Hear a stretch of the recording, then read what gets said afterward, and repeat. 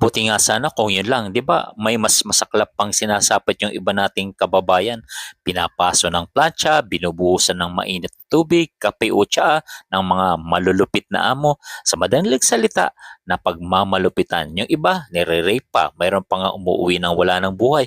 Kaya yung pamilyang naiwan sa Pilipinas ay di matanggap ang nangyayari sa kanilang mahal sa buhay. Yan na yata ang pinakamasaklap na nangyayari sa OFW, lalo na sa mga babae na minsan walang kalaban-laban, di makalabas basta-basta, di makatakbo, hindi makahingi ng saklolo, parang nakakulong. Ngayon, pagdating naman ng katapusan, sa halip na masaya ka, bigla ka na lang nalungkot kasi alam mong dadaan lang sa iyong mga kamay ang sahod, lumanding sa iyong mga palad ang pera, tapos magte-take off o lilipad din naman pala, bakit pa tayo sumasahod kung yun din ang sanhi ng ating kalungkutan? Nakakatawa, no? Huwag ka na lang sumahod at huwag ka na rin